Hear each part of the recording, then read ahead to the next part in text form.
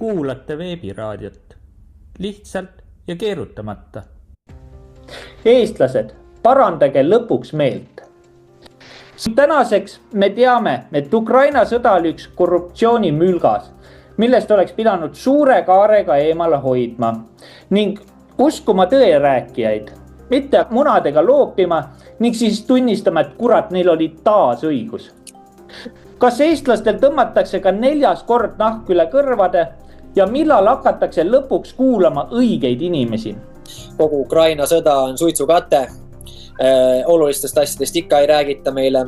Pole ühtegi opositsioonipoliitikut, kes seisaks tegelikult vastu panganduskartellile. Eesti riik on lootusetult võlgu. Meie Natura 2000 alad ja inimtööjõud on pandud nende võlgade ehk siis panditud võlakirjade tagatiseks juba ammu mängu ja meie pangad on 140 riigi seas kapitaliseerituselt maailmas teisel kohal, samal ajal kui me iga muu näitajaga oleme sisuliselt kuskil alumise otsa edetabelis, eks ole. Ehk siis see ongi see kõige kõnekam asjaolu siin, et ja panku keegi ei puutu, eks ole. 2018 sai ikkagi Riigikogu poolt mandaadi Ameerika Ühendriikide valitsus selleks, et ehitada välja endale sobivatesse kohtadesse Eesti territooriumi sõja olukorne. Samal ajal me teame, et toimub maavarade peale suur tung. Eestis neid maavarasid on, rahvas jääb natukene ette ja niimoodi see tsirkus toimub niimoodi, et seda, mida me praegu näeme, need on omavahel seotud ühelt poolt kokkuvõtlikult pangandus, kes otsib kohti, kuhu garanteeritud raha välja anda võimalikult palju ehk siis müüa samal ajal, et see oleks kindlalt tabatud, et selle rahal on tagasilaekumise graafik, millest kinni suudetakse pidada. Nii nagu Elvis ütles väga õigesti seda, et just neutraalala, neutraalsel territooriumil toimub sõda. Nii nagu Iraagi-Iraani sõda toimus omavahel Nõukogude Liidul ja Ameerika Ühendriikidel nii täpselt samamoodi Ukraina sõda. Ja siis on alati võimalik rahvale esitada riigisaladusega kaetud argument selle kohta, et me oleme praegu ohus, kohe tuleb üks kuri naaber. Kui nüüd Ukraina jama saab läbi, ma ei ütle juhul kui, vaid siis kui, sest see on kindel, et saab läbi.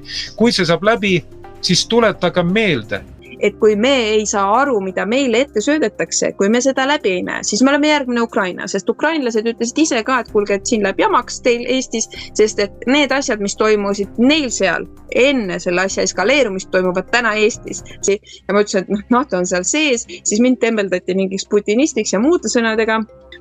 Ja kui me hakkame seda ühisosa otsima, jõuame ühiskonnani, siis ma arvan, et meil eestlastel on veel lootust ja mitte vähe. Sest me oleme oma olemuselt ikkagi päris sitke rahvas. Lihtsalt see ajupesu praegu on nii suures ulatuses tänu sellele sotsiaalmeediale ja sellele, et me oleme infoühiskond, siis sellesse ühiskonda on väga lihtne sisse surada igasugu ajupesu teemasid. Ja ega meie ka need nii-öelda vandenõu analüütikud, me ka eksime. Järsku on seal sees tundmatud mundritega sõdurid täies varustuses ja nad lihtsalt okupeerivad selle piirkonna. Ja ilmselgelt on tegemist siis venelastega. Aga tegelikult ütleme, millel tasub keskenduda seda seriaali vaadates on ikkagi see, kuidas siis sündmused arenevad Soome juhtkonnas ja milline on siis välismaine reaktsioon. Aga tulles veel selle osundatud teema juurde, siis see näitab ju seda, kuivõrd valesti interpreerivad meil seda välispoliitilisi asju meie niinimetatud Eesti ajakirjanikud. See tähendabki, et nad tegelikult on õige ühes paadis, sellepärast, et ette kunagi keegi räägi, et kohe miski tuleb ja kõige tähtsamad teemad ongi meil need samad pankade teemad, digitaalne idee ja inimese nii-öelda siis igavesse orjusesse aheldamine majanduslikus mõistes, aga selle eest keegi meid ei hoiata ja kui keegi seda teab, kuidas ja hoiatakski, siis mida kindlasti ei räägita süsteemi seest, meile näiteks ei lekitata infot selle kohta, kuidas seda vältida. Tegelikult inimeste, kodaniku, rahva jaoks on käes õppimise aeg. Karmide karistuste aeg on. võlgade aeg, tuleb sünge ja depressiivne aeg ja siis võivad taas tulla paremad ajad, sest me oleme sunnitud õppima. Ja nüüd toimubki siis see lõplik kokkuvarisemine ja seal on mitmed erinevad variante. Kõige positiivsem variant on see, et tekib normaalne ühiskondliku suhtlemise tasandil olev inimeste vaheline soe sõprus. Nii nagu Kertu ennem ütles, et ühisosa on vaja leida. Ehk siis jah, konservatiivid tulevad võimule.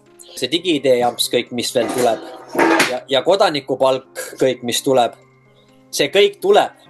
Aga see tuleb kasulike idiootide abil, kes on need samad liberastid. Aga selle süsteemi üle tulevad valitsema paremäärmuslikud jõud.